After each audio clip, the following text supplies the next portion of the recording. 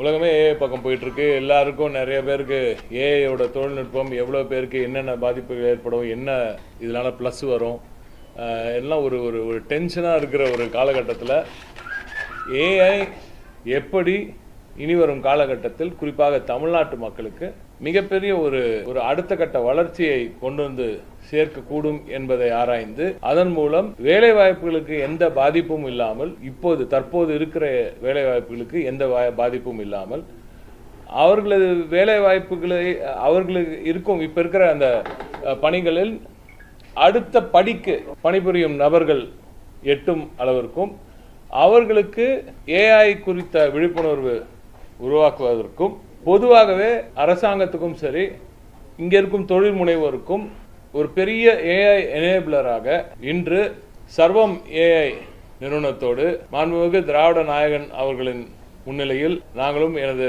அருமை ப்ரொஃபசர் அவர்கள் காமகோட்டி அவர்கள், எனது செக்ரட்டரி கைடன்ஸ் எம்டி, அதே போல திரு பிரதீஷ் அவர்கள் எல்லோரும் இன்று ஒரு எம்ஓயு சைன் பண்ணியிருக்கோம். 10,000 கோடி ரூபாய்க்கான இந்த முதலீடு 1000 பேர்களுக்கு உயர் தொழில்நுட்ப டீப் டெக் ஜாப்ஸ் வழங்கக்கூடிய ஒரு அற்புதமான ஒரு முன்னெடுப்பு. ஆனால் இது ஒரு சாதாரண ஒரு எம்ஓயுவாக நீங்கள் இதை பார்த்துடக்கூடாது. இது ஒரு டிரான்ஸ்ஃபர்மேஷனல் மூமெண்ட்டாக பார்க்குறோம். இது தமிழ்நாட்டு வரலாறில் குறிப்பாக தமிழ் ஏஐ உருவாக்கக்கூடிய அந்த வளர்ச்சியை முழுமையாக உள்வாங்கி இந்த அரசாங்கம் இந்த பணியில் இறங்கி இருக்கிறது என்றுதான் நாம் சொல்ல வேண்டும்.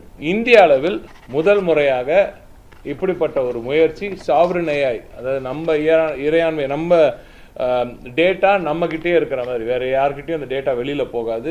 நம்மளோட தமிழ்நாட்டோட டேட்டா தமிழ்நாட்டுக்குள்ளேயே வைத்துக்கொண்டு அதன் மூலம் தமிழ்நாட்டின் அடுத்த கட்ட வளர்ச்சியை திட்டமிடக்கூடிய ஒரு அற்புதமான ஒரு முயற்சி. குறைந்த விலை, நிறைந்த தரம், தங்கள் தேவைகள் அனைத்தும் ஒரே இடத்தில். ஜெயச்சந்திரன்.